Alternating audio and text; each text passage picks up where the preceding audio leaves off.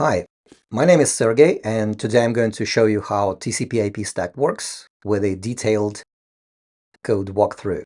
So the action plan is on step 1, I'll create a simple web server on a workstation. I'm using Mac, and show how a simple HTTP request response works. Then I'll move that web server to this Nucleo development board, F756. And then I'll run HTTP request, dump it in Wireshark, and show every packet in the dump and how it's handled on the server side. So let me begin straight away. So in my demonstration, I'll be using Mongoose library. So this is Mongoose library on GitHub. It's dual licensed, GPL v2 and commercial. It means that it's free for open source project and paid for commercial project. And what are the cool things about Mongoose library? It has only 2 files, so the integration is really simple. You need to copy only 2 files to your repository, and you have everything you need for the networking. So it has an integrated TCP IP stack, integrated drivers. It has MQTT WebSocket HTTP library, and it has an integrated TLS stack as well. So you don't need any third-party software to run network applications on your microcontroller. And the other consideration is that the implementation is really lean and small, so it's easy to explain, easy to show it. So the first step is I want to create a simple web server on my workstation. So I'm using Mac, so this is my terminal. I go to TMP directory, and I want to create a file in TMP directory main.c. So, and what I do, I just copy this simple example from the README. So this is the simple web server, and I think it even could be simpler. We can do HTTP reply, code 200, success, no headers, and okay. I think this is it. So that's everything. That's the everything we need to run this a trivial web server. So now let me build it. I need to copy 2 files, mongoose.c and mongoose.h. So let me do that. I'm opening mongoose.c. So I'm just using curl to download it. SOL. Copying mongoose.c, mongoose.h. Now I just build it. Compile main.c and mongoose.h and mongoose.c. This is it, and run it. So the web server is on port 8000. So I go to localhost 8000. I see that okay. So this is the very simple web server on my workstation, and I'll be using absolutely the same code on the development board as well. So now let me jump to the development board. Let me go back to my notes. And on the development board, there are like multiple ways to run it on the development board. I can use very simple GCC-based bare metal project, or I can use Kyle. I can use other IDs like CubeID. So let me first start with the bare metal demo. So there is a website for Mongoose library. It's mongoose.ws.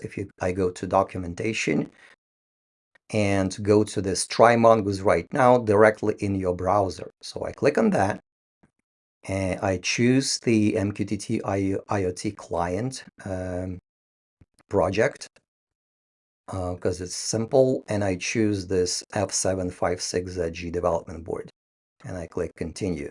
So now I see this project, really simple project. That's a minimal bare metal project for this development board. You can click on this button to download it and unzip it on your workstation and build it on your workstation. So it's going to work, build in Flash. But I can also build it right now here in the browser, and I can flash it from the browser, and I can see the logs in the browser. So I'm going to do that.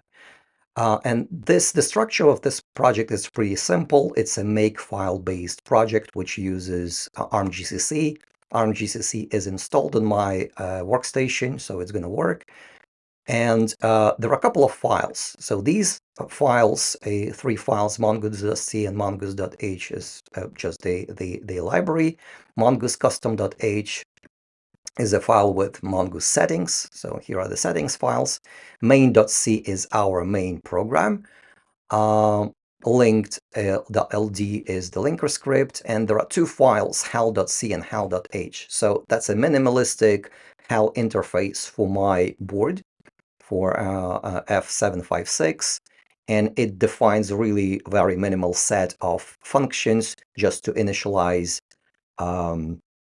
the clock, initialize pins like LED pins, initialize UART, and initialize Ethernet pins. That's what it does.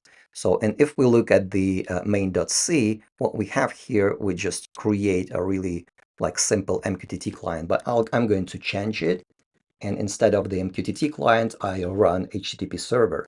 So I do mg HTTP listen on manager, and the URL is http 0000 port 80, and the function is, let's call it event handler function for the accepted connections, and null here. So, and we will just remove that timer function and change this event handler function.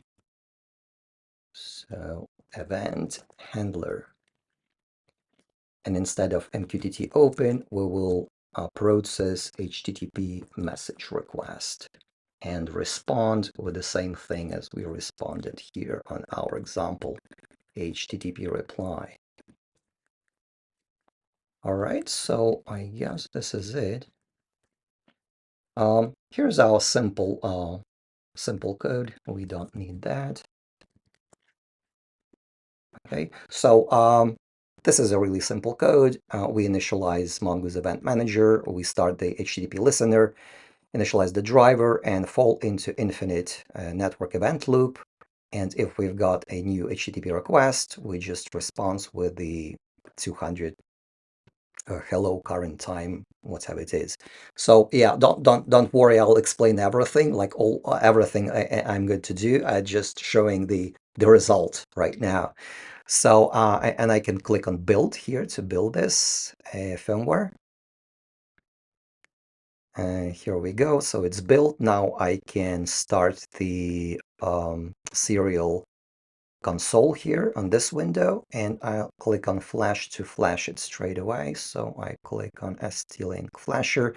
So this JavaScript code and this browser has a web USB enabled, so it can access USB a peripheral on my workstation, so it flashes this board. So we have logs from my board, and the logs say that we've got IP address from the HCP server. So this board is connected now to the to my local network, and I can copy this IP address and go to this IP address and see the results. So I can refresh. I can see the current time, which is printed by this piece of code. So that's probably the easiest way to run a simple evaluation and run a simple code on the Nucleo development board. But most people use CubeIDE, so I will show pretty much the same thing for the CubeIDE. So those of you who use CubeIDE can follow the process and implement the same yourself. So let me close this window and go to Mongoose WS, which is a website for Mongoose Web Server. I can go to Developers Reference Projects. And here in the Device Web Dashboard, I click on Step-by-Step Tutorial.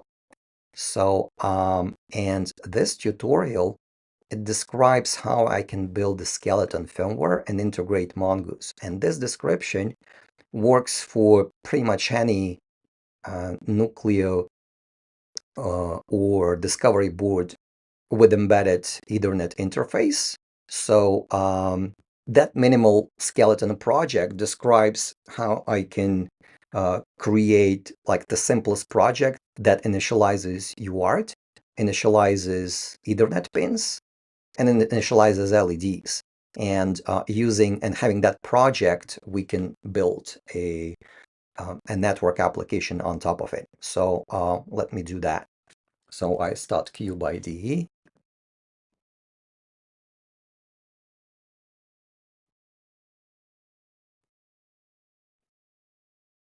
I don't know like why it's upside down. So here I have cube ID, and these are the instructions I'm going to follow, and you can follow later on yourself if you want to. So the first steps, the steps from 1 to 7, describe how I initialize the system. So I click on Create New STM Project.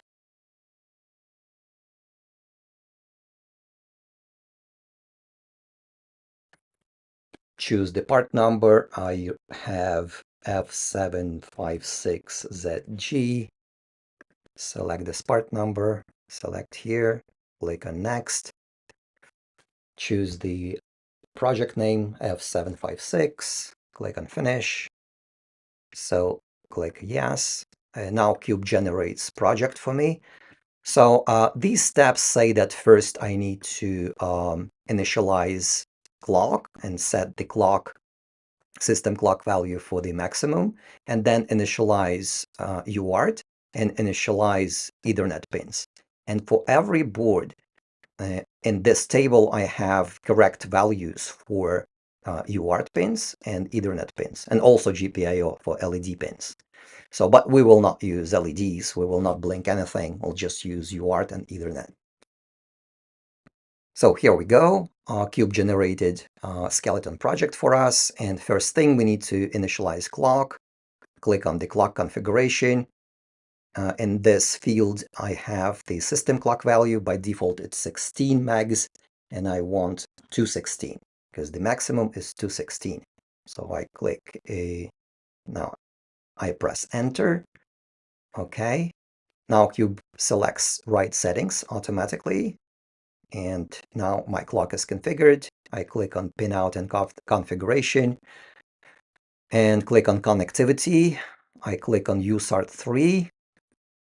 Why we need USART3? We need USART3 because on this board, we have a built-in debugger. This is a built-in debugger, ST-Link, and it is connected to this microcontroller. And it's connected using SWD debug pins, and also USART3 controller on this main micro is connected to this ST-Link. So if we print, if read or write to USART3, then we can read them from this USB connection. So let me configure USART3. I choose mode asynchronous. Cube selected pins PB10 and PB11. I go and see in my table, I'm using F756, so it's this row. So I should be using D9 and D8. So I go here and change the pins.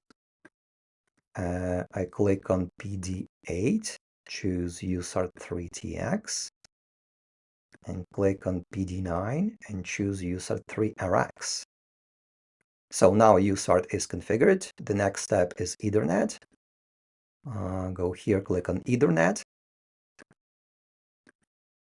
And I choose mode RMII. Okay, so Cube also selected a bunch of pins, and some pins are wrong. So if I compare that with this list, I need to configure pins G11 and G13. So I go again here and configure G13, choose Ethernet, alternate function, and G11, Ethernet alternate function as well. So now I have both Ethernet and UART configured. So I click on Save. Yes. Now Cube generates me a skeleton code. Okay, so the next step is to go to the main function and put that snippet of code to the main function. So what that snippet of code does, it enables Ethernet interrupt, and also it prints on UART console a message with the current tick number. So, and waits for half a second. So let me copy this code. Go to the main function, and we see that Cube generated this main function with MPU, initialization with Helinit, system clock config. It sets the clock to 16 megs. It has a GPIO in it, Ethernet pins in it, and UART in it. Okay, so we need to put that snippet here. And this code uses printf, and now the next thing we need to do is to redirect printf to the UART. And the way we do it, we redefine the underscore write system clock. So for the file descriptor 1 or 2, so for the standard output and standard error, we get the buffer and print it to the UART. Okay, so and the other thing we need to do is to define function mg_millis, which we are going to use later on. And that function is used to keep timers for Mongoose library. So for the skeleton applications, it's not required, but we're going to need it later on. Okay, so let me build this project and flash it.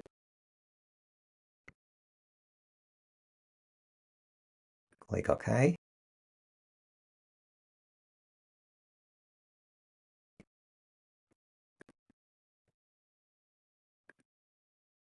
All right, let me stop this web server. So now I think our project is flashed. Let me start the serial console on my terminal using standard program cu minus line dev cu.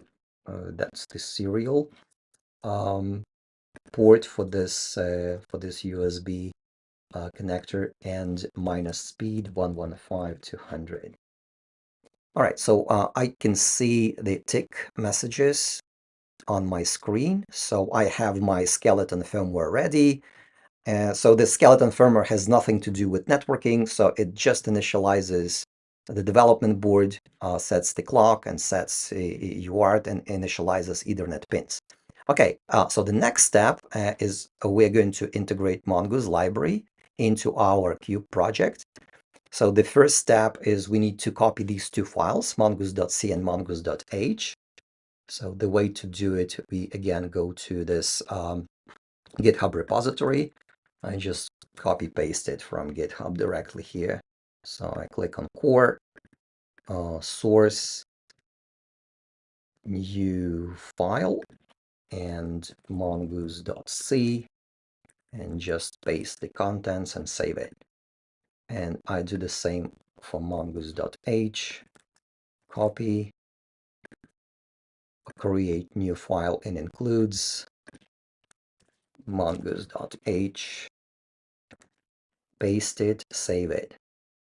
All right, so two files are copied. Now I need to create mongoose custom.h. I copy this content and go to includes, new file, mongoose custom.h, and paste it here. And I need to enable driver.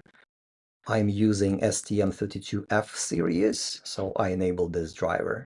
Driver STM32F1. So this header file has settings for Mongoose library. So new lib, we are saying that we are using ARM GCC environment. We enabled built-in TCP IP stack. So please note, we do not use any third-party software. We do not use WIP, Zephyr. We do not use Azure, TOS, anything. So everything is in Mongoose. Mongoose has a built-in TCP IP stack. So we have a custom mg_millis function for timer tracking, and we have enabled that driver. That's it. So if I click build, I think the project should build correctly. without errors. Yeah, it does. So now we need to put some code in main.c to use it. So at the beginning, I need to include mongoose.h, and we need to add this simple function that runs mongoose. Okay, so I add this function, run mongoose, which is identical to what I have here. So this one, with exception of this listener. All right, so run mongoose function, what it does, it again creates the mongoose event manager, initializes it, sets the log level to debug, and runs an infinite event loop. So, and that's pretty much it. So, and we are going to call this function from main. So after we enabled interrupt, Ethernet interrupt, and before we run this infinite loop, we call run mongoose. So run mongoose does not return, it blocks. So we do not get to this code at all. Okay, let me build it and flash it. And what this functionality does, we basically enable a TCP IP stack on our board. We do not create any functionality yet, but we create a working TCP IP stack. So you can see the logs. So the board is initialized. It has a IP address and everything. So let me go to and add this missing piece, add HTTP server. So add HTTP listener here. So I go to run mongoose, and right before the infinite event loop, I add a HTTP listener. I use port 80 and a simple event handler function to run a web server. That's the function. Okay, that's it. Let me rebuild it and flash it. And now we should have this same web server that we ran on our workstation first, and then we ran on the on this bare metal demo page. And now we have absolutely the same functionality implemented in Cube. All right, so let me disable this statistics because they are annoying. So I rebuild it and reflash it. So now we have a running simple web server on our development board. And now it's time to go to the meat of the talk. So, and with to the explanation of how TCP IP stack works. So, first of all, let me give a couple of words about the theory. So, how TCP IP stack is organized. So, there are 4 layers in TCP IP stack. On the very bottom, we have a driver layer. A driver layer, the task of the driver layer is to read and write frames from the network. So that's the only purpose for the driver layer. The network could be wireless, like Wi-Fi or cellular, or it could be wired, like Ethernet. So and the communication is done using frames. So the data is not sent like a sequence of bytes. The data is transmitted using frames, and frame size is like roughly from 60 to 60 bytes to kilobyte and a half. So that's the typical range for frames. So when driver reads a frame, then it passes it on to the layer number 2, which is TCP IP stack. And TCP IP stack handles TCP and UDP protocol layers. And then it passes on the received data to the library layer, which parses the protocols which are on top of TCP or UDP headers, like DNS protocol, HTTP protocol, MQTT, SNTP, and so on. And these higher level protocols, like a library, then calls the application user code, our main.c. So if we take a look at main.c, that's our layer 4, an application. So this TCP IP stack, our library passes the received data to the application. In our case, it's an event interface, a callback. So our event handler is called by the engine, by Mongoose library for a bunch of events. And one of the events is event HTTP message received, right? So when the HTTP code inside the library figures out that we've got the new HTTP request, and it calls us, and our code makes a response. So this is the way it works, and the application then passes the response to the library layer again. Like here it says mg HTTP reply. The library layer gets this reply and wraps into valid HTTP response, passes on back down to TCP IP stack. TCP IP stack gets the response and splits it into frames and sends each frame to the driver to transmit. So that's the general architecture of the TCP IP stack. And I will show like every step how it works. And here in the notes, I also put which files in Mongoose library are responsible for each layer. So, and if you take a look at the Mongoose library, here it is. There are two files, mongoose.c and mongoose.h, but these files are really the concatenation of the source file from SRC. So I will be using files from source directory to show the functionality, but you should understand that these source files they're all contained in mongoose.c and mongoose.h. Okay, so let me jump to the next thing. Now we have a web server running on our board. I can start a new terminal and I can run curl command http 192.168.0.60. That's the IP address of my board. And I can see the response here from my board. So now what I want to do, I want to run a Wireshark to dump the HTTP request. So that's my Wireshark. I will use my Wi-Fi to capture the traffic, and I put the filter host 192.168.0.60. That's the IP address of my board. And I run this single request. Okay, and I click stop. So here in the Wireshark, we have this whole HTTP transaction captured. As you can see, there are a bunch of frames. The first 3 frames is so-called TCP handshake. First SYN packet, then the second packet is SYN ACK packet, then the last ACK packet, and then a curl command makes this GET request, and the board replies with the data. Here's the data. Hello, current time is whatever.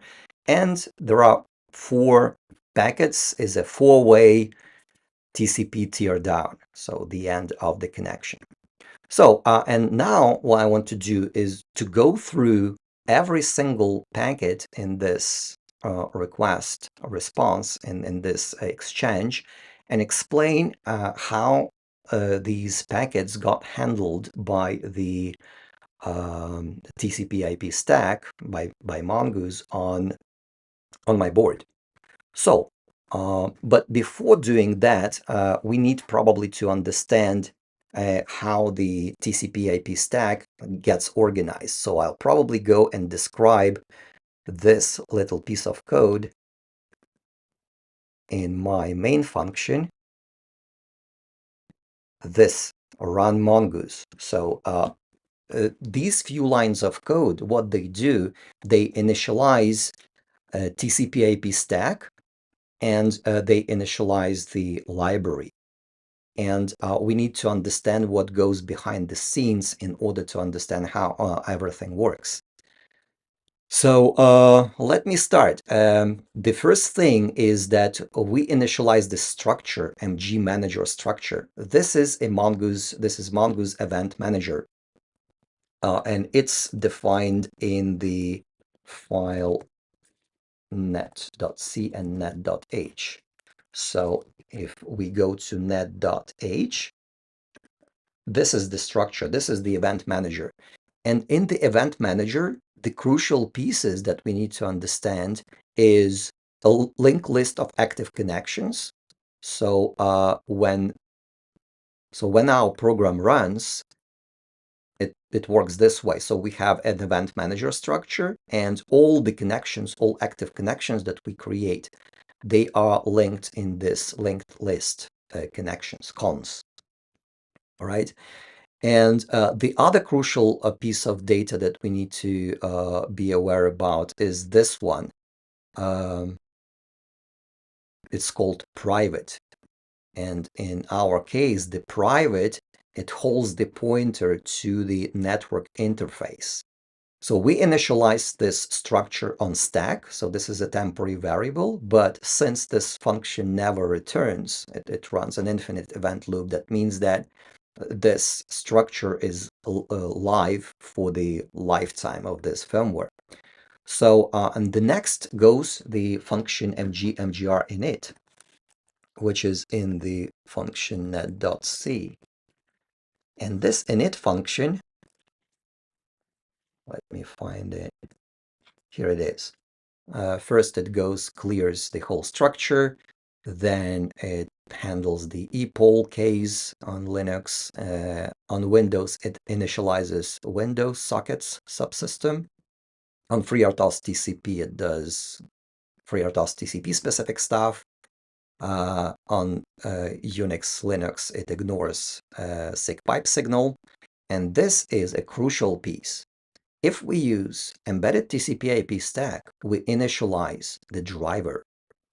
Remember in the mongoose custom.h, we have this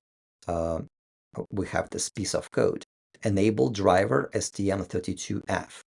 So we call this macro, and every driver defines this macro. So if we go to the drivers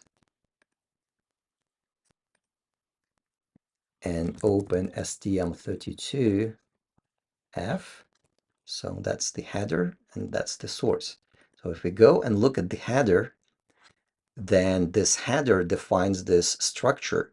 So, and this structure, what it does, it creates two static variables. First is the driver data, which basically configuration for the driver. It has only two fields. First is the MDRCR, which is a variable, which is a divider, the frequency divider. And the second one is PHY address. I will explain just in a minute what they mean.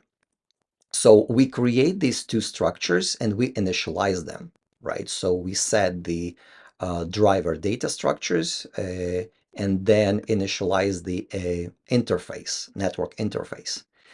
So we initialize the interface and we call mgTCP IP init. And what is the interface? So this is the interface. Let me open that. It's in another file. It's called net built-in. So netbuiltin.c and netbuiltin.h, these are two files that implement TCP IP stack in Mongoose library. So it's just two files. And if I open netbuiltin.h, this is the header file for the TCP IP stack. And you can see how short and simple it is. So it defines just two structures. The first structure is the structure that defines a driver for the TCP IP stack. So the layer number one, you can create your own driver if it implements this interface, but Mongoose defines a bunch of built-in drivers. And this is the structure for the network interface itself. So what we have in the TCP IP interface, the first is the MAC address. Then we have IP address, network mask, and the gateway. And when we initialize them in the driver here, we use these macros, TCP IP mask and gateway. And these are zeros by default. And when they are zeros, we use DHCP to auto-configure things. And then we have driver and driver data. So for the driver, we use STM32F. And then we set MAC address. So this macro by default, it also leaves the MAC address as 0, like all empty. And we call a function TCP IP init, right? And now pay attention to the driver. So driver interface is really simple. If we want to create a driver needs to implement only 4 functions. The first function is init to initialize the driver. The second function is tx. This function transmits a frame to the network. The next function is rx. This function receives a frame from the network. But there are 2 ways to receive frames. First way is so-called polling way. So when we need to actively poll the driver, we need to constantly call this rx function. Hey, do you have a frame? Do you have a frame? And so on. And the second way to receive frames is using an interrupt, right? So, and when we use the interrupt, this function should be null. And when we use an interrupt, we receive frame in the interrupt handler, and then we just save that frame into this queue, into this receive queue, which is a buffer for the received frames. So, the last function in the driver is up. And soon I'll go through the STM32 driver implementation and show how all these functions implemented for the STM32F series. And let me continue to describe the interface. So this structure TX, that's the buffer for the output frames. So if we want to send a frame outside, we need some scratch space to construct that frame, to construct a MAC header, IP header, TCP or UDP header, and data. So that is the scratch space that we use for transmission. And as I said, receive queue is a special queue that is used to receive frames. It's special in the way it's safe to use in from different contexts, because event handler is executed in the interrupt context, and our loop, this run mongoose, this infinite event loop, is executed in the usual task context. And then we have a bunch of timers and some counters, number of dropped packets, received packets, and so on. So this is the whole network interface that is used by Mongoose. And the API functions that are visible outside is that TCP IP init, free, and this queue_write. So this function is used to write a frame into this receive queue. So the drivers can use this function to pass frames to the to Mongoose. All right, so this is pretty much it. Let me go back to the driver init macro. So we have this interface initialized. Okay, we basically have everything as 0, IPs are 0, MAC address is 0, but we have set the pointer, we have set the driver to STM32 and driver data with default values, phi and the MDC divider. And then we call MG TCP IP init. So now let me show the TCP IP init function, what it does. I need to open net built-in. So this is the implementation of the whole TCP IP stack. As you see, it's about 1,100 lines of code. So in comparison with other TCP IP stacks, it's really tiny. And let me find this init function. So this init function, MGTCP IP init function, it's pretty small. Let me show what it does. The first thing what it does, it looks at the MAC address. If we did not specify MAC, and we can hard code the MAC, or we can construct the MAC from some unique data. But if we did not, and we did not, then we just initialize it using random number generator. So we use mgrandom to populate it randomly, and we're done with that.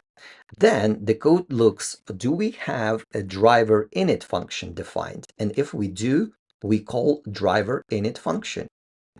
And now it's time to take a look at the STM32 driver and all functions that it implements. So where it is, this is net.c, this is a STM32 driver header, and this is STM32 driver source. So this is STM32 driver, and it's how big it is. It's a bit more than 200 lines of code. So in comparison, again, in comparison with other implementations, it's pretty tiny. And as we can see, it implements three functions: init, tx, and up. Init function is called like right now at initialization time, like here at this point. And then tx function will be called every time we transmit data. And up function is used to check whether we have Ethernet connected or not. So, but first, let me tell about like a couple of words about the Ethernet itself. So this microcontroller STM-F756 has a built-in MAC controller, and Ethernet it it needs to use two controllers: MAC, so-called MAC, Media Access Interface, and so-called PHY, Physical Interface. Why is that so? That's because Ethernet can work over different medias. It can work over copper, it can work using fiber, and so on. So, and for these different media types, there are different standards for these media types, obviously, and for every media type there is a different controller that implements that. It's called PHY controller, so physical controller. So all copper PHY controllers are different from fiber PHY controls, and so on. And the MAC controller, the media access level, is the like media independent part of the Ethernet. And it's the same for all. And that's why many microcontrollers, they implement MAC controller, a media independent part, but they do not implement media dependent part. They do not implement PHY. And ST is one of those controllers. So it implements MAC controller. It's here inside this micro, but the PHY controller is external. It doesn't implement PHY controller. So I believe it's this one. So this little black box, this is a PHY controller. It's from a microchip. It's a LAN 87 something. And these two controllers, they are connected together using an interface. There are several interfaces how these two controllers interconnect. There is MII interface, there is RMII interface, there is RGMII interface, and so on. Remember when we configured pins on our controller here for Ethernet, and we selected RMII. So we selected one of the kind of modes of operation. And these different interfaces use different number of pins. So our MII interface, I believe it uses 9 pins, right? And these 9 pins, they have to be configured using this Ethernet alternate function, and Cube generated code for us that does all that. So if we go to this main.c, if we close this IOC file, so this function, Ethernet init, it has the code to auto configure all these pins. But the thing is that these pins, Ethernet pins, they need to be clocked. I believe the frequency is 50 megahertz, right? And depending on the system clock, the this driver value, which we have here in the driver configuration, the divider, is used to basically divide the bus frequency to get to the 50 megahertz. So this is what that divider does. And the other thing is that this RMII interface that is used between those two controllers, it implements the addressing. So there are several PHY interfaces could be connected to one single Mac controller. I haven't seen a case where many PHY interfaces connected to one Mac, but I guess it's possible. And therefore, every PHY interface has an address, which is just a simple number. And that's why in the configuration, we have this PHY address. So basically, STM32F driver has these two parameters, the divider, frequency divider, and the PHY address. Okay, this is it. I think now it should be clear that, like in theory, how that works. And now let's take a look at the driver. So let me go to the STM32F.C. So this is the driver code, okay? And we see that driver code gets enabled when we have this MG enabled driver STM32F. And that's exactly what we have in our mongoose custom.h. We have this enable driver STM32F. So, and therefore, all the code in this driver gets enabled. And we have here a structure defined for the Mac controller. As you can see, we define it manually here. And the reason is that this code does not depend on any third-party code, even on CMSIS. So we want to be absolutely independent from any third-party inclusions, any third-party software. Therefore, this CMSIS definition is included here straight away. So, and this allows us to be compiled and be buildable in any environment. So in Cube, bare metal, Arduino, what have you, it doesn't matter. So like Mongoose is going to work. And this structure defines a Mac controller, okay? And so let's take a look. Let's start from the init function, because that is what our TCP IP init calls, right? So we stopped here on line 980. So TCP IP init calls driver init. And here we are in the driver init function. So let's take a look what it does. So this driver init function, first of all, it saves the Mongoose interface pointer into the local variable, and then it initializes so-called descriptors, RX and TX descriptors. That's the way ST Mac controller works. I think ST uses Synopsys. That's the IP provider for the Mac controller and other peripherals, but that's the way these controllers work. They work using DMA. So every time we want to transmit or receive data from the Mac controller, we need to put them into special buffers.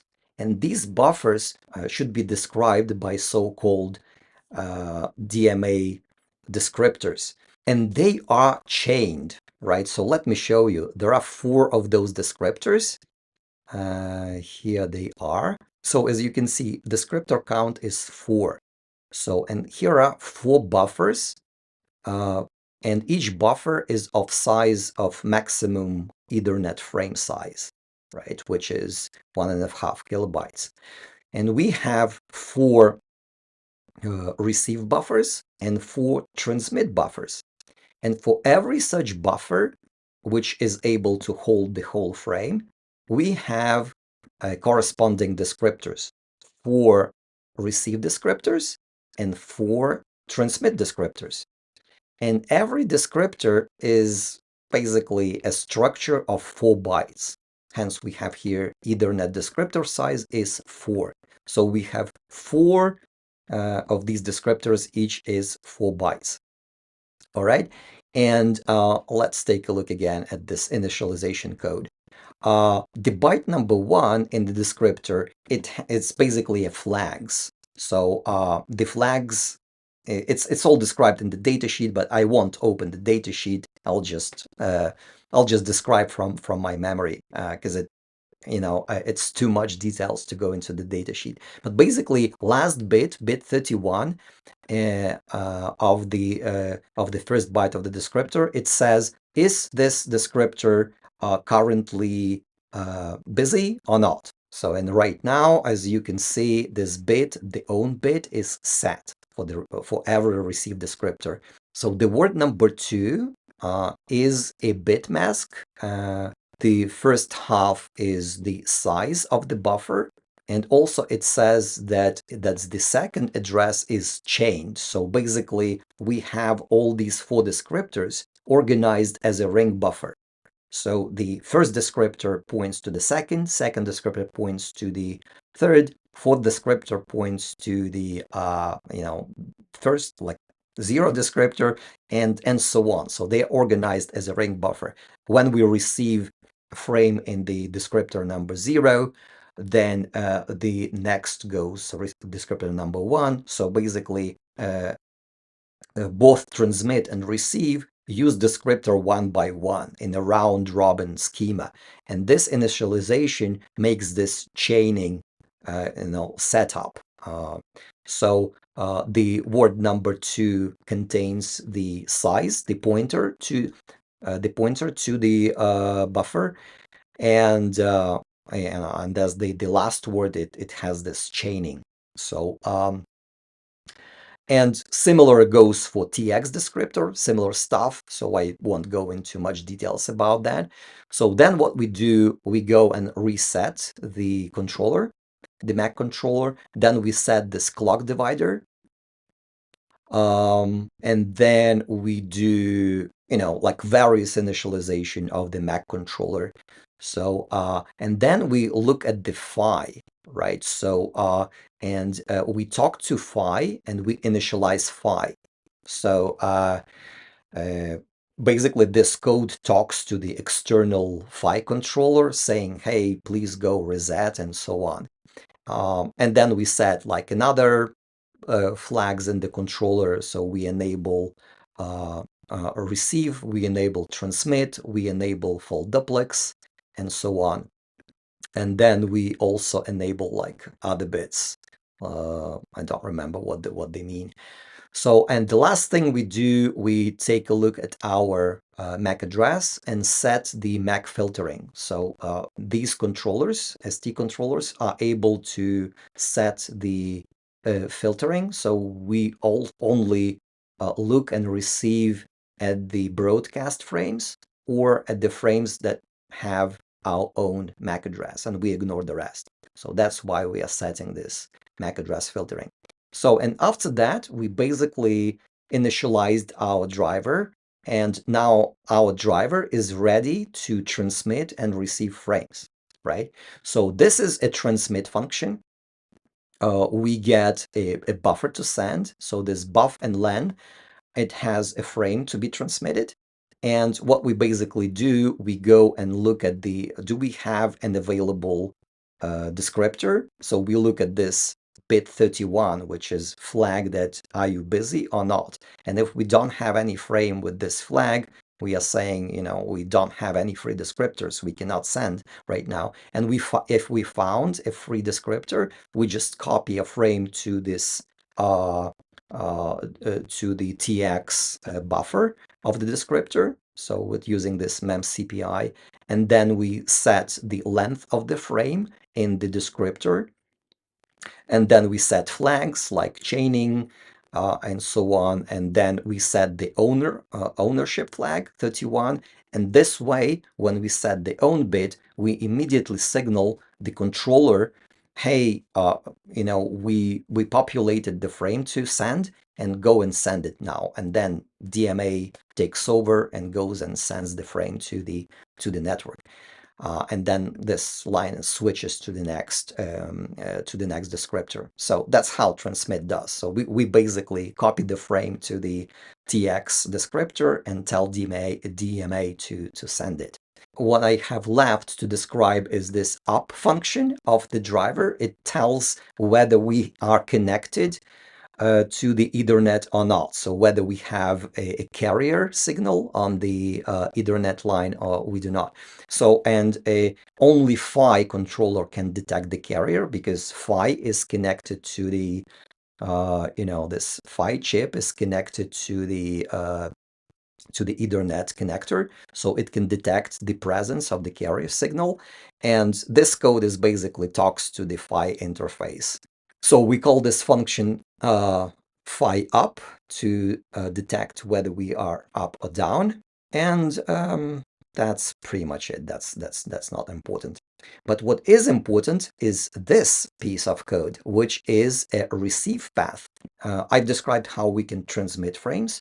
I described how we initialize the controller, and now I'll describe how we receive frames, right? And we receive frames using this interrupt handler.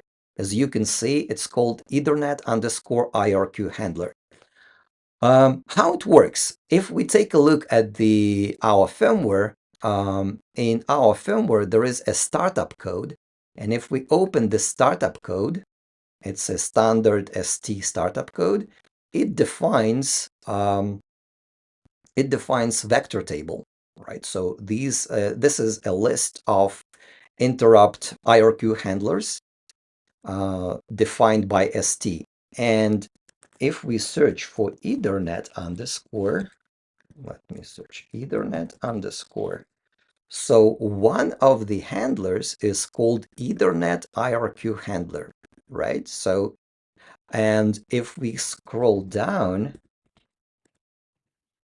then this Ethernet IRQ handler is basically a so-called weak alias to the default handler.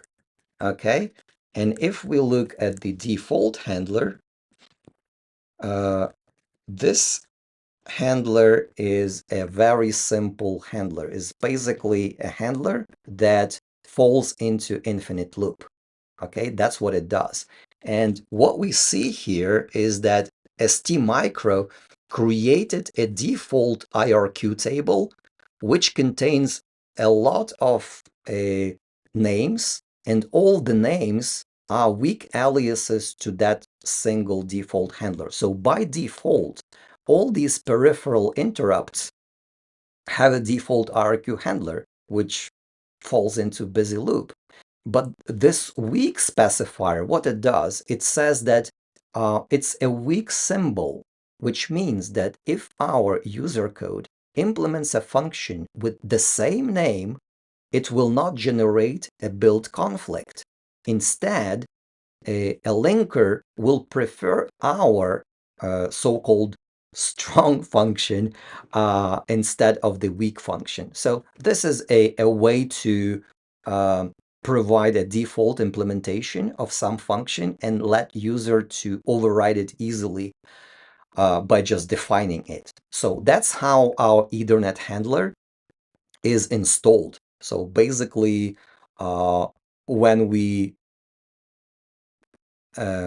define this driver, when we define this preprocessor variable, we activate all this code, and this code defines this IRQ handler function, which replaces the default implementation of the ST function. We did the same trick with with printf. Remember, so when we created the this underscore write implementation, this underscore write is a syscall used by new lib library, and they also use weak symbols. So there is a default underscore write implementation, which I don't know what it does, but we overridden it using our function. So let me go back to the RQ handler. What it does. So the RQ handler is triggered every time we get the Ethernet frame, right? And what it does, it looks um, at the flags into this DMA status register, and it says, all right, so we've got a new frame, and then we clear that flag, and then we just loop. If we receive several frames, we go and loop. We'll receive like 10 up to 10 frames in one go. This line says, okay, should we exit the loop? Did we receive everything that we supposed to receive? Then if not, we just skip the errors, skip error frames. And then here is the meat of this handler. These two lines. Like right now, we have a receive descriptor. We have a valid frame in the receive descriptor. Okay, the frame length is stored in the high 16 bytes of the descriptor. So that's why we go and extract the length from the descriptor. And then we go to the descriptor buffer and copy the frame from the descriptor buffer here to the interface, to the queue, using this mg TCP IP queue-write function.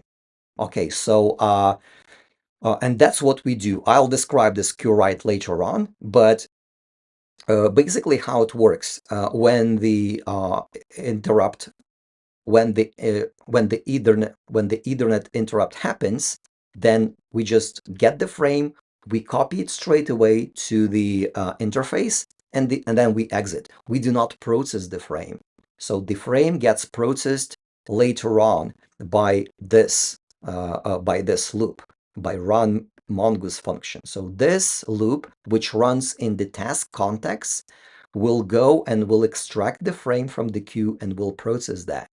But the interrupt handler will not process that. So it does only one simple task. It extracts the frame and copies it over, and that's it. It's done. So, and that's pretty much it. That I think I went through the most critical pieces of the driver implementation, and now I believe you should have a basic understanding how driver works. And let me continue on this initialization function, right? So right now, we have initialized our driver, and then we go and initialize the rest of the interface. What is happening here? First of all, we initialize our transmit buffer, like this TX transmit buffer, and then we initialize the queue. So we allocate the 8 kilobytes by default for the queue. This is the receive queue, which will contain all received frames. And then we set up this mgr priv pointer to point to our interface, set up the MTU, and then other not important stuff. So that's basically that's it. So we initialize the interface. And now let me go back to this code. Right now we should be done. So we are out of the mgr init function. So after these two lines of code, what we have done, we have initialized the library itself. We have initialized an empty list of connections, and we have initialized the driver. So all Ethernet pins are initialized, and the Mac controller is initialized, and also this line enabled the Ethernet IRQ. So now, after this point, we will be receiving Ethernet frames. This line simply sets the debug level to debug, and this line it initializes the listener, the listening connection. The listening connection is basically it adds a new connection here. Like initially it was an empty manager, and we add one first listening connection, it has only a listening port. It doesn't have any I/O buffers. It doesn't have anything. It just has a listening port. So later on, when we receive requests to connect to that port, we will see, do we have any listener listening on that port? And if we do, we will go and accept those connections. If we do not have a listener on the corresponding port, we will reject all these connections.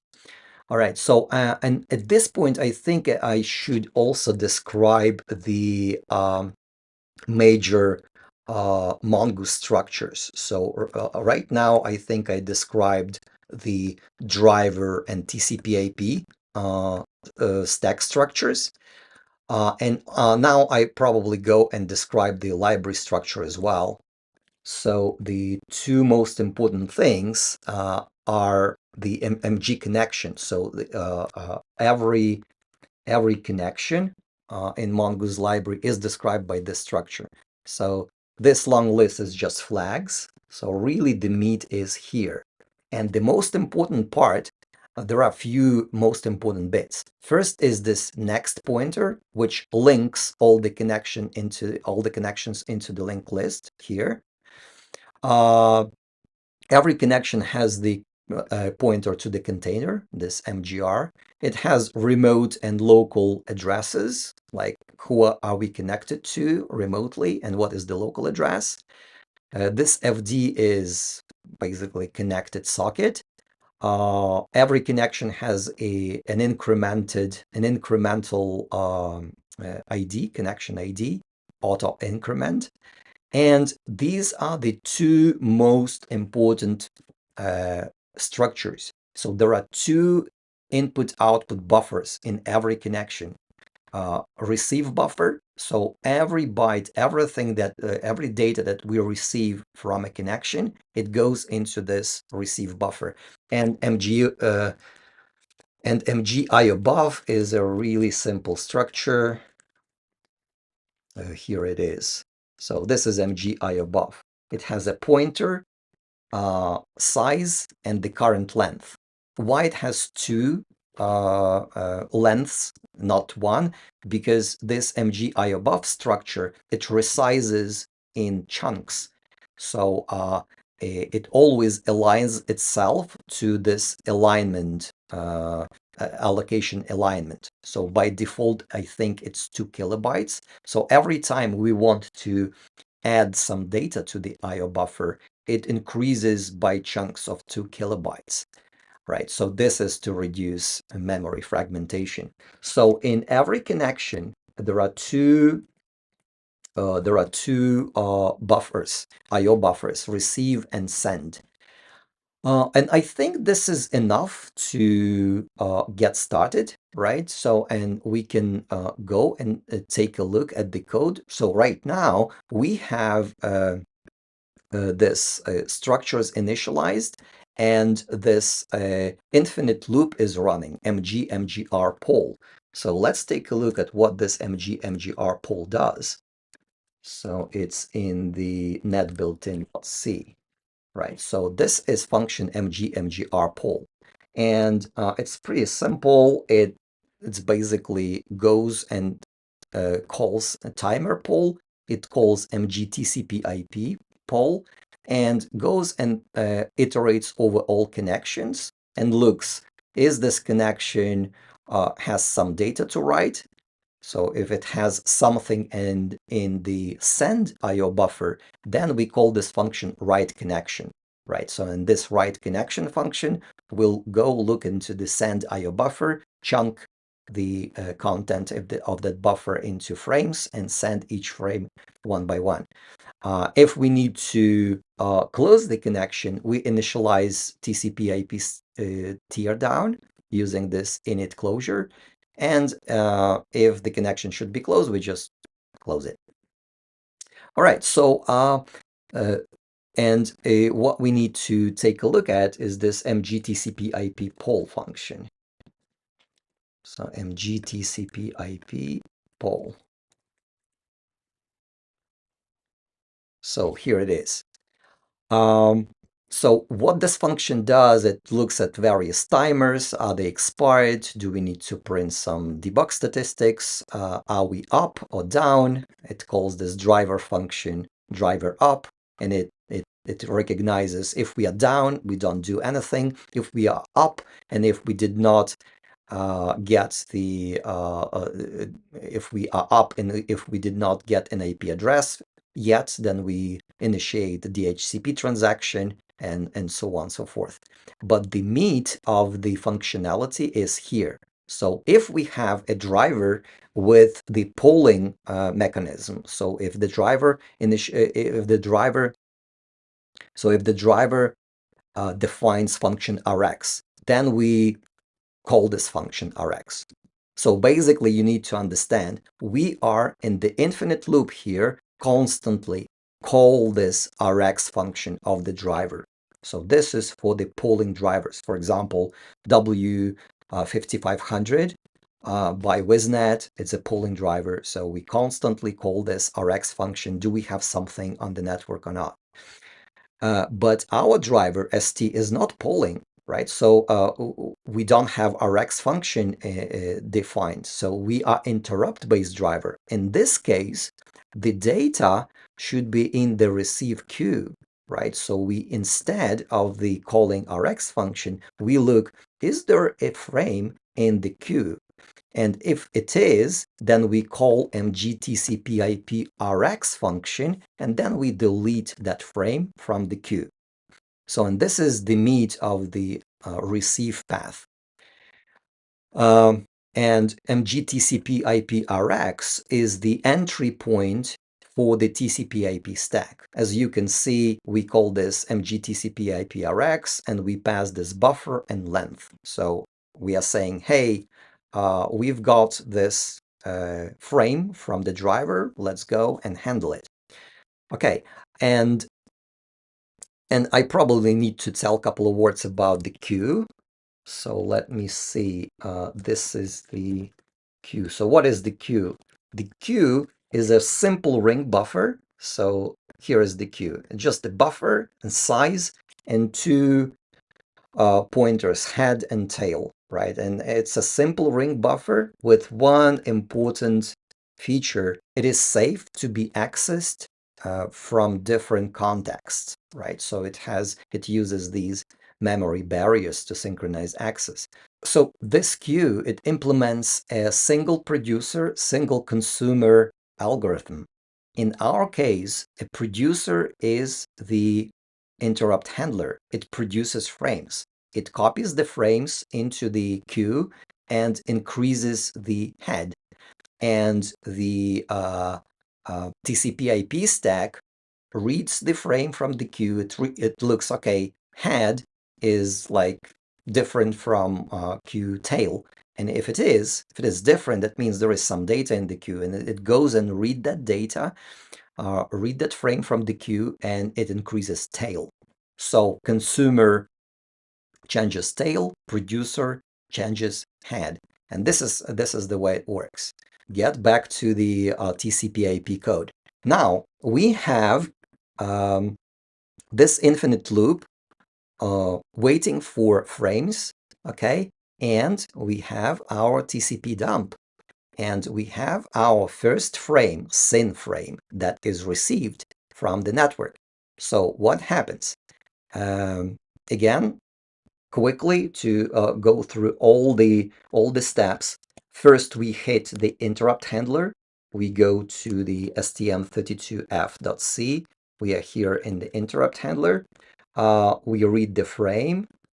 We call the function TCP IP queue write, and we put that frame into the queue. Our queue is here, receive queue, right? So we put, the driver puts it here. Then when the interrupt handler quits, our loop, infinite loop, gets control, and we call mg-mgr poll function, and mg-mgr poll function calls a poll TCP function, and it extracts that frame from the queue here, and it calls mg TCP IP Rx function, and then deletes that frame from the queue. So let's take a look what TCP IP Rx function does. So this is a TCP IP RX function. This is an entry point for the TCP IP stack, right? And what are the parameters? The parameter is just the buffer, so that we receive a buffer, and that's what it is. Now we need to do the job. And what is the job of the TCP IP stack? First of all, it needs to go and it needs to parse all the protocol headers. At the beginning of every frame, there are protocol headers. First go MAC headers, like Ethernet header, and then goes TCP, then goes IP header, then TCP header, and so on. Let's look at the Wireshark. Like first is the Ethernet header. So here it is. It's just 14 bytes, right? After that it goes IP header and TCP header. So one header after another header, and that TCP header has a sing flag here set, right? Okay. How it's implemented in this code? We have structures for every header, for every protocol header. We have a structure that defines it. So the Ethernet header is a structure. So destination address 6 bytes, source address 6 bytes, and the type of the header.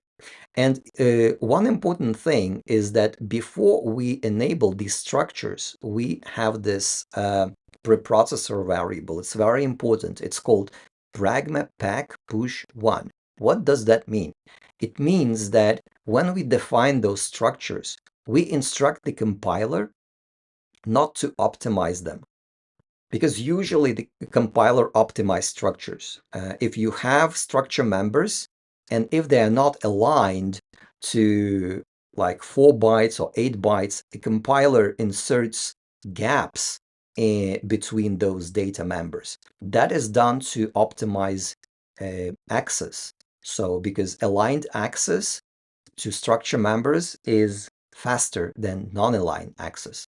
But here what we are doing, we are making those structures, we are making them as like protocol header definitions. So then there should not be any gaps between them. That's why we have this directive which disables those gaps. And after we declare all these functions, we call another directive pragma-pack pop, which disables this kind of unpacking functionality. So all the protocol header structures, they use this packing enabled, right? So there are no gaps between structure members. So and we have Ethernet header, we have IP header, we have TCP header, and so on. So like for us right now, these three headers are most important things, right? And what we basically do, our code in the MGTCP APRX, what it does, where is it? Here. What it does, we take the packet and we assign the pointers to these protocol headers to point into various places of this packet. So, for example, take a look here. So first we say the packet Ethernet. And what is the packet? Packet is the structure that describes the whole packet. Here it is. So we have packet structure, which is a collection of the pointers to these headers, right? So we have two memory chunks, which is raw and which is a payload, right? So this raw contains the packet itself. The payload contains only payload part, so without protocol headers, only data, only user data. And we have all these pointers like Ethernet pointer, IP pointer, and TCP pointer, right? And when we go and parse our frame, we basically what we do, we set up those pointers. That's what we do. Initially in this packet structure, all these pointers are set to null. And when we go and parse the structures, parse the frame, we set those pointers. All right, so let me go back to this MGTCP IP RX. So as you can see, we define this packet structure, right? Packet, and we nullify it. So we set all pointers to null. Then we initialize the raw pointer to point like to the to contain the packet buffer itself. And then we say, okay, the very first protocol header is the Ethernet protocol header. So we set it to the very beginning of the packet. So that's how it works. And then we take a look. Okay, so then we analyze the Ethernet type, right? So in the Ethernet header, if we look at the Ethernet header, the first two addresses are the addresses of the network cards, like our destination address, which should be ours, and the source address. And the next one is the type. And the type could be like different type. There is a special value for the IP type. And we, in the code, we just check, is our type is ARP, which is 806 hex, or maybe it's IPv6, and maybe if it's IP. So here is the code path for the IP. So if the packet type is IP packet type, then we set the IP pointer to point to the end of the Ethernet header. And then we do like the bounce checking and everything. And then we call function RxIP, which means receive IP. So the next function RxIP will go and parse IP header. So, and that's, again, we are looking at the very first packet, the SYN packet, right? So we go to the RxIP. This is the RxIP. So RxIP function gets the control, and let's take a look at the IP header. The IP header, here it is in the Wireshark. It has a bunch of fields, right? The most important fields, and probably I'd better show them in the in here at the beginning. So this is the IP packet.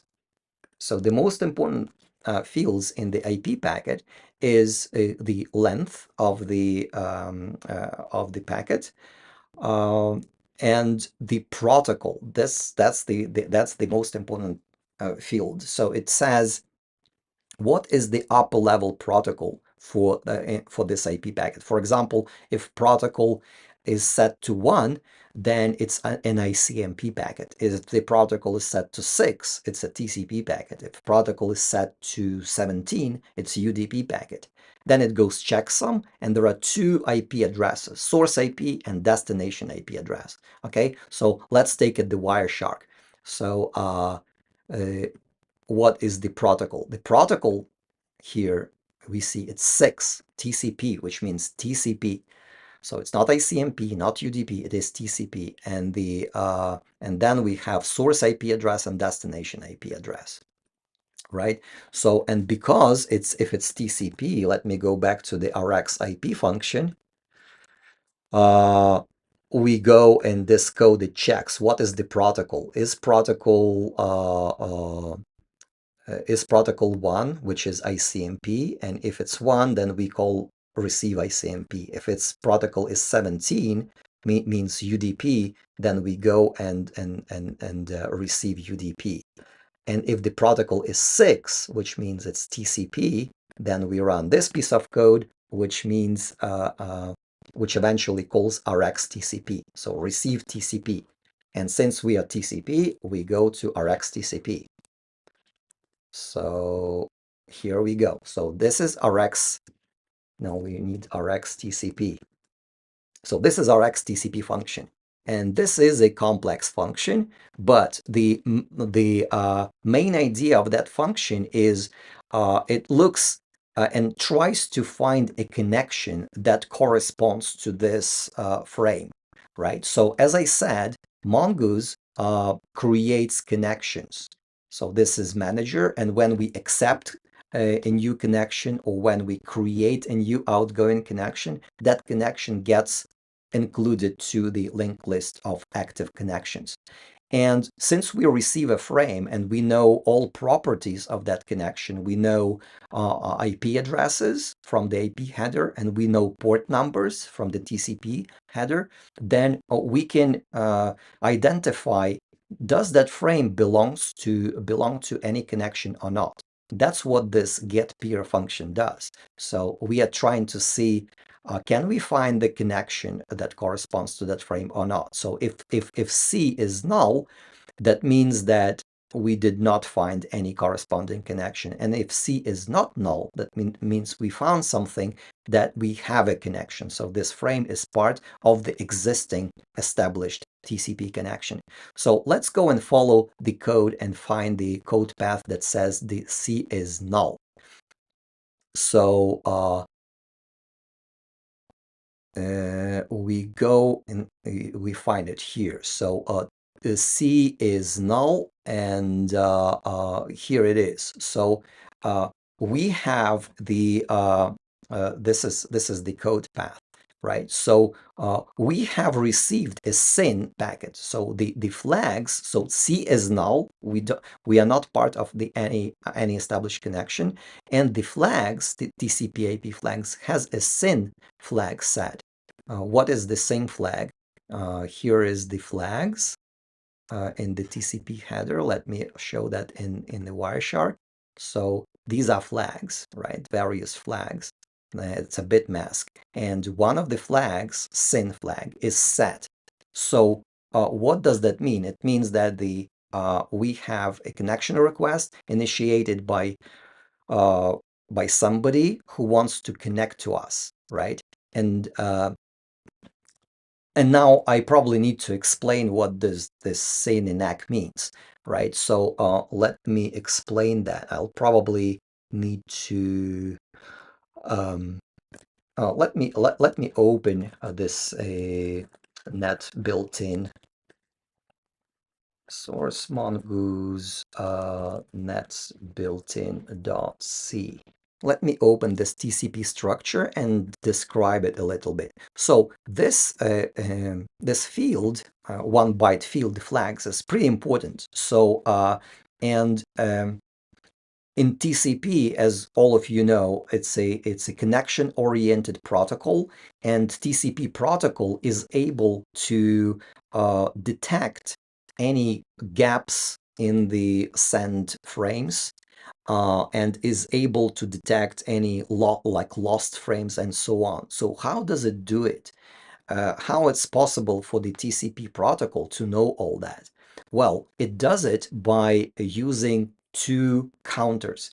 It has two counters, and these two counters are named sequence counter, sequence number, and the acknowledgement number, right? So and they are these are two counters, and they are used for outgoing data and for the incoming data, right? So for the incoming data, we use the ECK counter.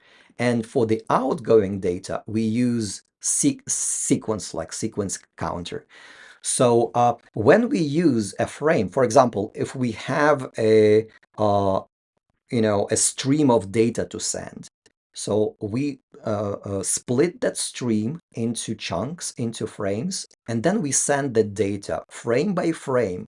And for every frame, we specify the sequence number is the offset from the beginning of our stream, right? For example, if the first frame we send 10 bytes, then the second frame, the sequence number will be incremented by 10.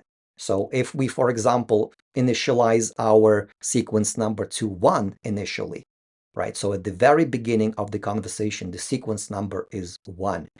Then if we send 10 bytes, the next frame will start from 11, right? If we send another 20 bytes, then the next frame will start from 31, and so on, right? So in this case, the other side will always know where in the stream that frame belongs to. And for example, if the other side did not receive a frame the other side will be able to see if frames were lost, right, or retransmitted, for example. If the other side receives two frames with the same sequence number, it's the duplicate frame. So the other frame should be just ignored. So and for every received frame, we send the acknowledgement number saying, okay, I received the frame with that sequence number from you. So these two numbers, sequence and acknowledgement number, are basically counters inside the TCP stream, the offsets in the TCP stream, right?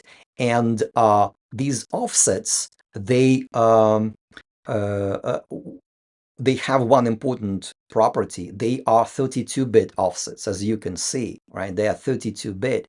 So, which means the maximum value is 4 gigabytes for them. And if the data stream is more than 4 gigabytes, they just wrap. They wrap to zero, right? So that's what they do. And another important property of these two numbers is that they do not start with zero and they do not start with one. At the beginning of of every conversation, of every TCP conversation, um, they are initialized with random values. And that's the purpose for this three-way handshake. When we have a SYN flag set, so when the first packet in either reel in Wireshark has the SYN, what does the SYN means? SYN means that, hey, I am the client. I want to connect to you. And I have this flag SYN set. That means that here is my initial random sequence number. That's what SYN means. SYN means synchronization of the sequence numbers. That's the meaning behind this word SYN. And if we take a look at the sequence numbers for this TCP header, then we will see that the sequence number 1 is set to some random value. As you can see, it's like CB15 to C8B. So and the other sequence number, which is ACK number, is acknowledgement number, is set to 0 because like our client did not receive our initial sequence number, so-called ISN, right?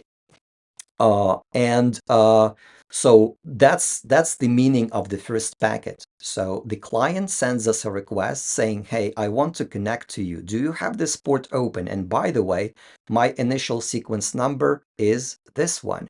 So I sent you the SYN packet. All right, so we received that SYN packet and we immediately call this function, tx packet. And this function, I probably won't go into details with this function, what it does, but this function, it constructs a response, a TCP response, uh, and it sends it to the same, to the sender's IP, to the sender's port and everything. And it sets two flags, TCP SYN and TCP ACK. So what it does, what it means, as you know, the TCP SYN means that we are synchronizing our sequence number. That means that we, as a server, also select a sequence number, and we do not make it random. So we make it, or we put it as basically as the source port. As the peer source port. So this is a hack that we use in order to avoid allocating a resource for this initial request.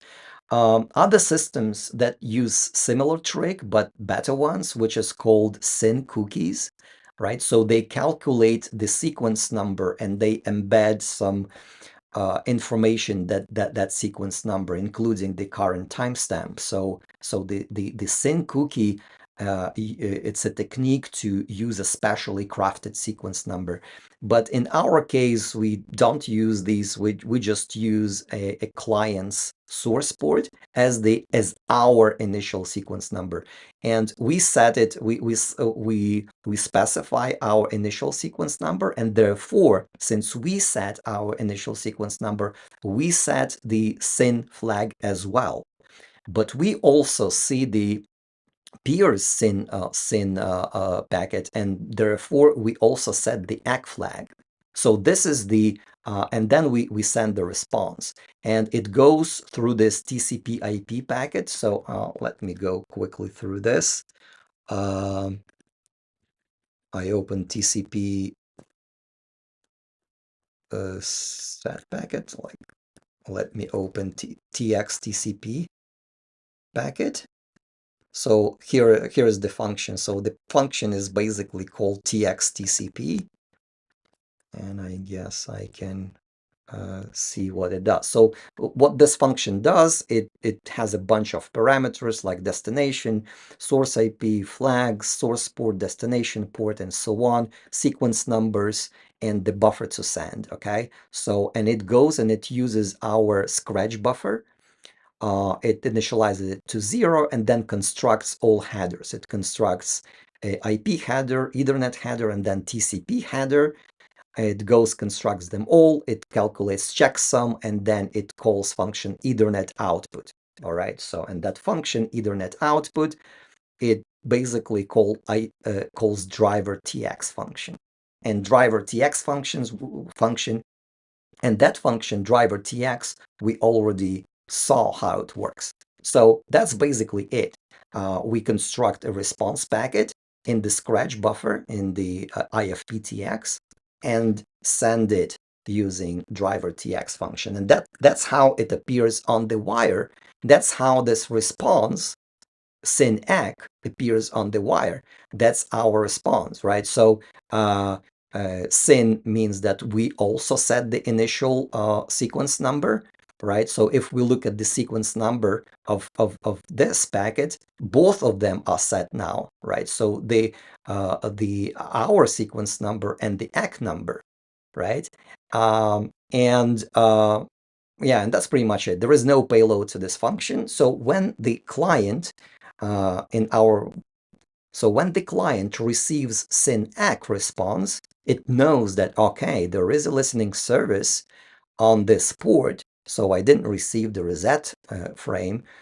So I received SYN-ACK frame. That means that I I can connect. And since it received a SYN packet from us, it sends the ACK frame back saying, I received your SYN packet. So after this three-way handshake, after SYN, SYN-ACK, and ACK, both parties, they know original sequence numbers. They know the sequence number and the acknowledgement number, and they both set to 1. Well, they both set to random values, but uh, they both set to random values initially and then incremented by 1 after every ACK. Okay, so after this three-way handshake, we have an established connection. And I probably won't go into this last ACK packet because like it goes through the same code path I already showed, right? So but probably I should because we have an established connection right now, right? So where is it? So we need to go to net built-in and Rx TCP. Yeah, Rx TCP function. So the first SYN, we received first SYN here. Okay. So and then we need to we hit another code path here when we receive the last ACK. We hit this code path. So when we have an ACK from the client, but we don't have a connection established, right? So in this case, we need to create a new connection. So that's how we call this accept connection. And let me show you this function. So this accept connection function, it creates a new connection. So we go and allocate new connection. We specify all these parameters, like we record sequence number, we set the timeout for the TCP, keep alive. We add that connection to the list of connections here. So we add this new connection, connection 2. We set the flag saying it's an accepted connection. We set the protocol and event handler. function, and yeah, and we call mongoose event handler. So how it works, that's an important piece. So in mongoose, every connection has, as I said, two receive buffers, receive and send, and also it has two functions. It has so-called FN, which is a user-specified event handler function, and it has PFN, which is a protocol-specific handler function. And these two functions, for every event that an engine generates, they are called one by one. First function, which is called is PFN, protocol handler function, and then FN, right? So this piece of code that let me see here, mg call, it basically triggers that event handler function. So we have this run mongoose and a listener, right? And event handler function. So here it is. So this function is getting called by this code. So we have two events: event open, which means we are creating a new connection, and the second event, an mg event accept. So our function is getting called again with mg event accept. But as you can see, our function does not, it ignores all these events. We ignore them. We only handle event HTTP message request, and we ignore all others. So, and these events are processed by another callback functions, which is PFN. And in our case, it's set to HTTP protocol handler because we used mg HTTP listen.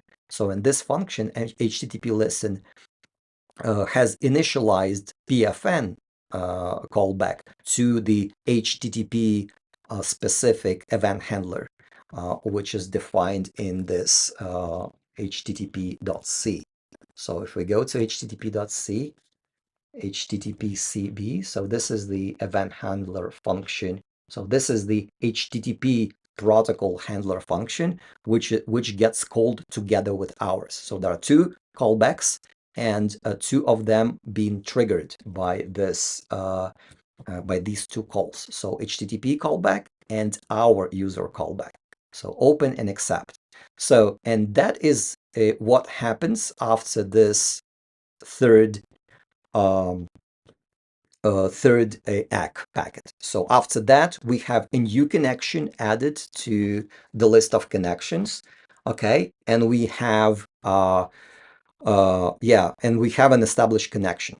So after this, uh, our client sends us a request, and that request comes into one single frame. So it's a small one, it's a small request. It comes into one single frame, and as you can see, yeah, it's pretty small. Sometimes requests are large, so they are split into multiple frames, but in this case, it is small.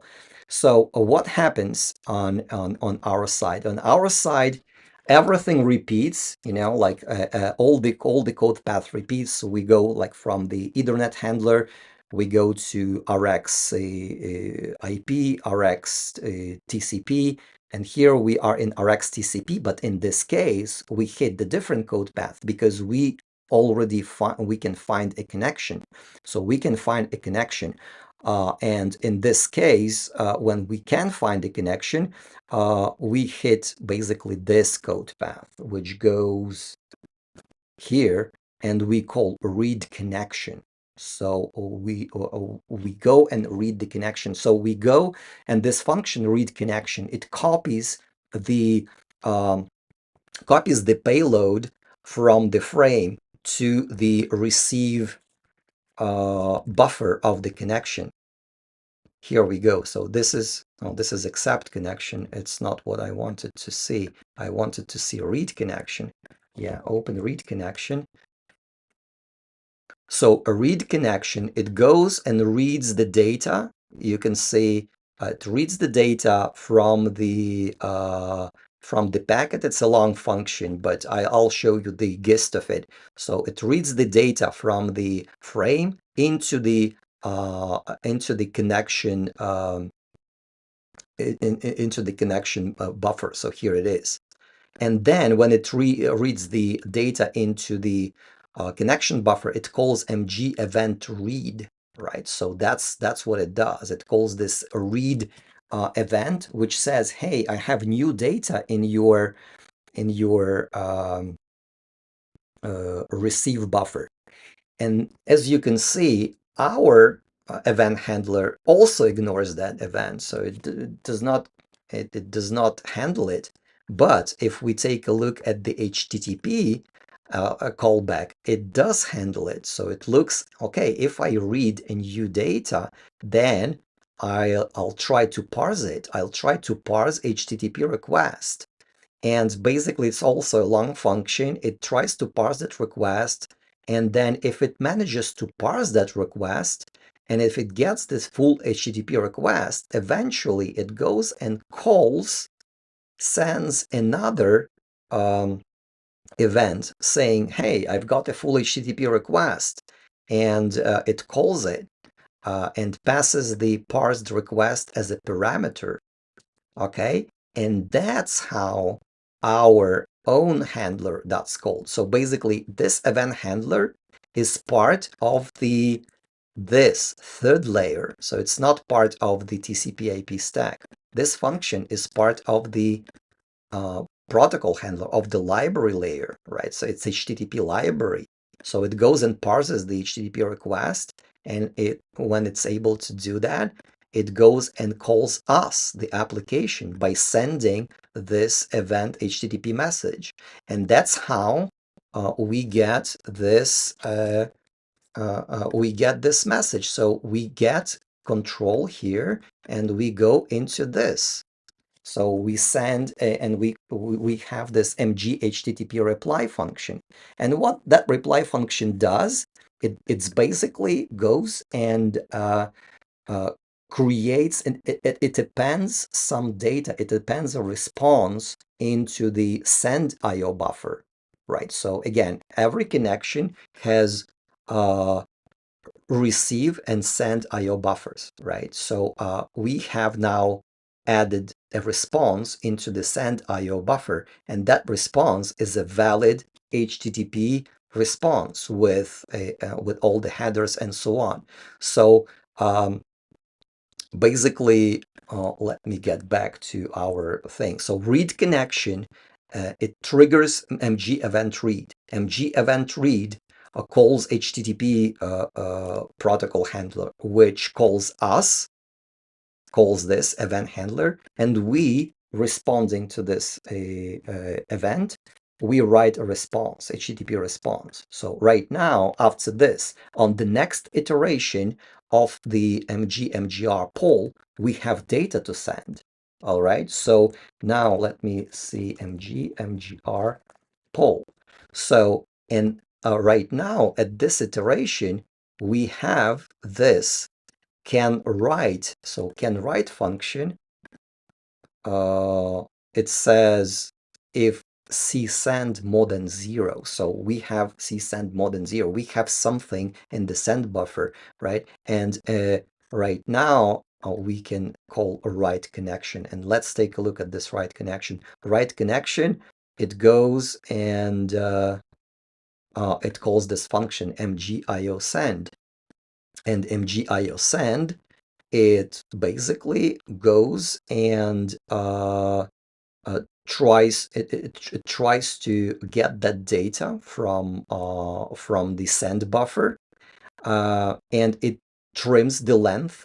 If the send buffer is huge, for example, it's like 16 kilobytes or 50 kilobytes, it sends only the initial part of it, like a small chunk, which according to the MTU. So it gets the beginning of the data, they basically forms a frame and calls this tx TCP function. We already took a look at that function with flags th push and ack. So push, that means that we are sending the data, and it sends the data back to the client using again the tx TCP, which calls Ethernet output, which calls driver tx function, and we have the response on the wire. So this is the response. This is HTTP 1.1 200, okay, content length 9, hello, current time is whatever, right? So this is a payload that was generated by this API function, mg reply. Okay, so when this reply was sent and received by the client, then the client, which was curl here, the curl command, it says, okay, so I've got the reply. Now I don't have anything to request. And then it closes the socket on its side, and it initiates the tear down, the connection tear down. So with fin ACK, and ACK. I probably won't go into this in the connection tear down because it's not that interesting. So one thing I want to point out is that you can see that this TCP IP stack implementation does not use sockets, right? So there is no socket layer. Why is that? The reason is that most TCP IP stacks, like Azure, for example, or Zephyr, or WIP, they do not know the structure of the application which is above the TCP IP stack, right? And therefore, they need to use some layer, some API to pass that information. And the de facto API is a BSD socket API. So, and that BSD socket API, in a sense, it implements the same connection logic that I was just showing you with Mongoose connections, right? So these Mongoose connections, it's basically the same stuff is implemented in the socket layer, but these sockets, these connections are kept inside the TCP IP layer. And when the application interface is the function like send, receive, like listen, accept, and like select or poll. So these functions basically what they do, they read the data from these socket connections. So when sockets API is used, these connections are kept in the socket layer, and every connection is given the integer identifier, which is a socket number, right? So, but the internal structure is pretty much the same as I've just shown to you. And again, that is done because if the TCP IP stack does not know the structure of the application above. But in our case, we know the structure of the application because it's the library layer, and we know that we use Mongoose library, which has connections, event manager, and everything.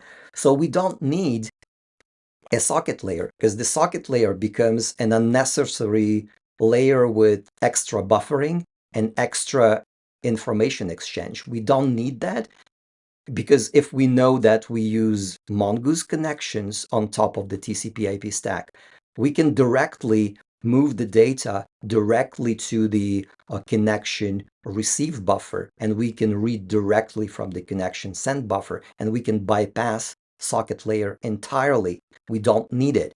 The other thing is that if we use sockets, the sockets API functions like send and receive, or select or poll, they can be blocking, right? So, for example, our task can call a receive a receive function on a socket to read, for example, HTTP request. And if the other side did not send the request yet, that receive function can block, right? So and that means that this task that performs that request can block, like potentially forever. And in order not to block the entire firmware, the entire task, we need to run this task in a separate task, right? And the whole TCP IP stack in a separate task. That's why most TCP IP stacks, they require RTOS support, because it's impossible to implement that inter-task communication without RTOS support.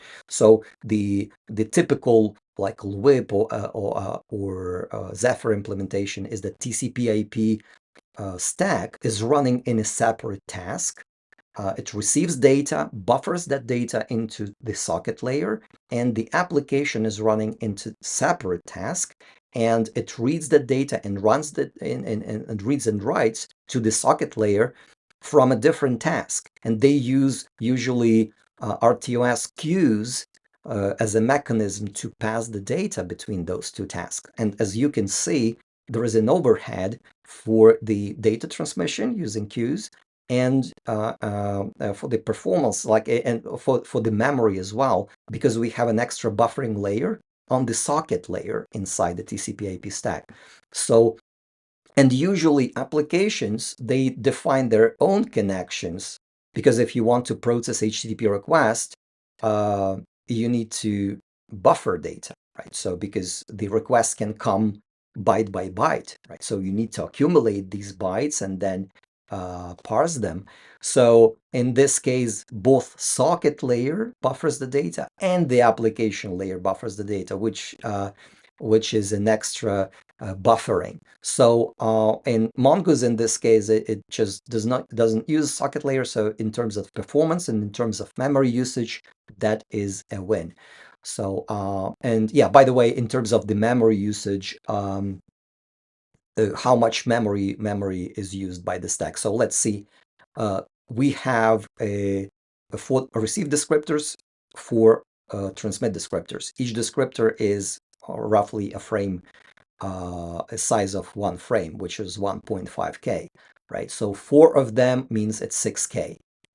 Eight of them means 12K. So we have 12K for the descriptors. We have 8K for the receive queue, which we can tune, but it's by default it's 8K, and we have 1.5K for the TX, right? So basically we waste about like 21K for the TCP IP stack. That's what we spend on the TCP IP stack, and then every connection also eats memory.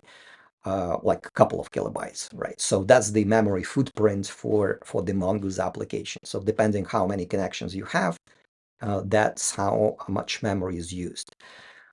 In terms of performance, we ran a benchmark a while ago. So and Mongoose basically beats everybody, like beats all the TCP IP stacks in terms of performance. However, it was not built on for performance.